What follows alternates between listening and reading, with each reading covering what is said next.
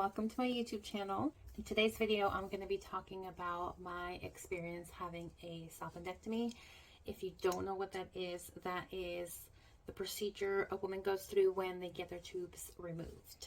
I'm going to also do my makeup while I'm doing this video. The procedure itself was actually very easy. I went in, I want to say around 6:30 in the morning. They got me all prepped up. I had to get these like special cleansing wipes, and they told me to just clean myself with them and make sure that I took everything off, like all the jewelry and anything extra like that. I did have to make sure that I took comfortable clothes to wear, something that I could easily pull up and down, because obviously I was going to have the little incisions. So I was kind of like, where should I go for this? I obviously need an OBGYN. So I went to the women's health group, and I kind of threw out there the idea that I was not interested in having children anymore. And so my doctor, most of the doctors that are there are female doctors. And my doctor at the time was like, well, you just kind of let me know what you're thinking and when you're thinking of doing this. And if you're 100% sure, then, we'll go ahead with the procedure.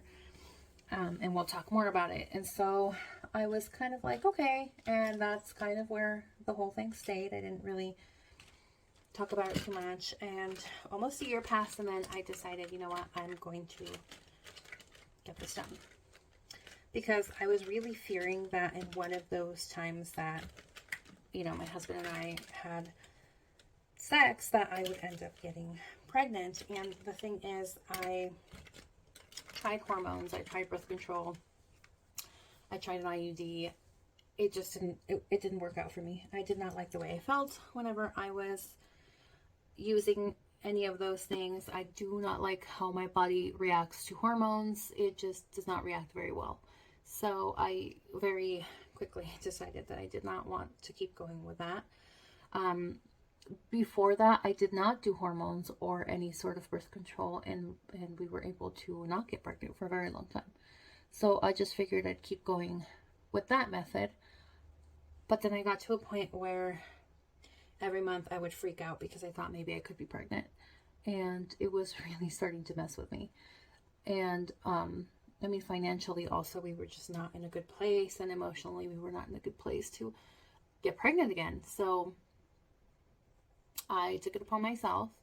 I did speak with my husband, and I did tell him what I was thinking, and he was kind of like, oh, well, I was thinking that we could have like one more child. And I was like, honey, that sounds great, but I don't want another child. I don't want to go through that again. It was hard, and he wasn't really able to be with me throughout most of the process because he was busy with the academy. And so I was kind of like, well, I understand that you would like to have another child, but the circumstances that we are in do not really allow us to have another child, at least not comfortably. So I told him my concerns. We kind of spoke about it a little bit, and then after a while I was like,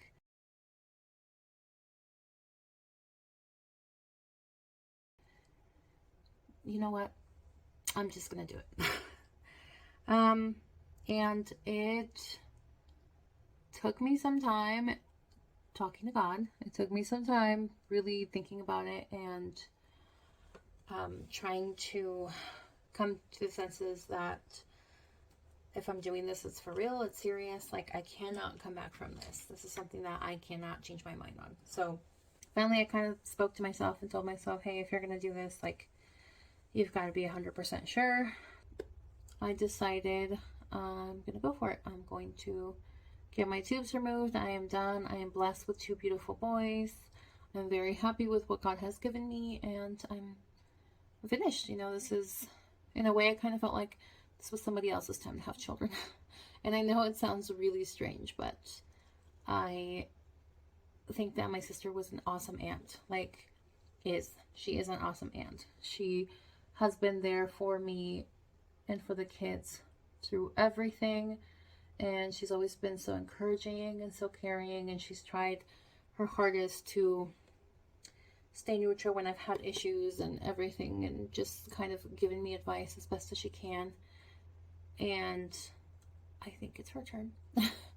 Not that she wants to get pregnant anytime soon, but I just felt like, okay, I had my kids, like, I want to be able to travel, I want to be able to have fun, I want to be able to take them to a lot of different places, and I can't do that if I'm having more children. Realistically, I mean, it's really hard to do that if we have any more children. And so, just seeing the situation that we were in and the way that things were financially, I thought it was better. And so I went to my doctor. I told her I was ready. And so she told me, all right, well, let's set up a date. Let's make sure that we have kind of figured everything out. I had to sign some paperwork, and we set up a date. It was in November 2021. And so we set up the date. She told me it's a really fast process. You are going to be outpatient. You're going to come in. It's going to be probably about 30 minutes the most, and then you'll be out. And I was like, no way. And so the day came. My cousin took me to the medical center because I had nobody else to come with me. Everybody else was working or taking care of my kids. So he took me. He was very nice to take me. And I went in around, I believe, like 6:30 in the morning, and came out within 25 minutes later. I had a little bit of pain, not very much. They gave me some medicine for the pain, to manage the pain, but it was honestly not that bad. I could have managed it almost without anything. Of course, the first couple of days, no, it was painful. But about the third day or so, I felt way better, like way, way better. So when I got out of the hospital, they just told me, hey, take it easy for the next couple of weeks. Don't lift anything too heavy. Make sure that you're getting extra help. Don't strain yourself too much. It was honestly a very quick recovery. So what they did was they poked these two little holes on the right side of my belly, close to my belly button, and then they poked another hole on my belly button. So the hole that they poked on my belly button was to get the camera in so that they were able to see what they were doing. And then the other two holes was just to put in the instruments that they cut my fallopian tubes with. So once they cut the fallopian tubes, of course, there is no way for the sperm to reach the egg. Therefore, there cannot be a pregnancy. So this is no joke, guys. This is like a real thing. If you're planning to get this done, you will not have children anymore. I believe that you can get IVF so that you're able to get pregnant even after this procedure. Don't quote me on it. I'm not an expert, so I believe that you can do that. However, a lot of people have changes in their hormones once this is done. So my situation was after I got out of the hospital, and after I began my recovery process, the month after everything had happened, first, I should say, there is bleeding. So you're going to have bleeding for about a week or so after you have the procedure done, because obviously they went in there and they messed around with all of your lady parts. So you're going to have some bleeding happening around there. And so I did have some bleeding for about a week, and then that stopped. And then about a month afterwards, I got my real period, like I normally do, for the same amount of days that I usually do. And so my situation is ideal. My results were great. I still till now have regular periods, and they're pretty comfortable. I don't have horrible cramps. I don't have anything that's bothering me very much or any of that. However, I have a friend who decided to get her tubes removed, and she had a horrible time. And I'm telling you this not to scare you, but I'm just saying it because there's very different situations that can happen to you, and you just never know. You don't know how your body's going to take it. This is a big change, guys, to your body. Your hormones control everything in your body. So for some people, it might work out great, and it might be like my situation. For other people, it might be like her situation, where she is now having to take oral hormones as well as have an IUD because her body just kind of got out of whack. I don't know exactly what happened, but she started to get a period for almost a whole month. So first it was like a very, very heavy period for like a whole week, and then it would stop for a week, and then it would come back, and then it almost became like a whole entire month of a heavy period to where she had to go to the hospital and they had to do blood transfusions. So they gave her the option of either getting everything taken off, like getting everything taken out, I forget what the name for that is, or doing the oral hormones and doing the IUD.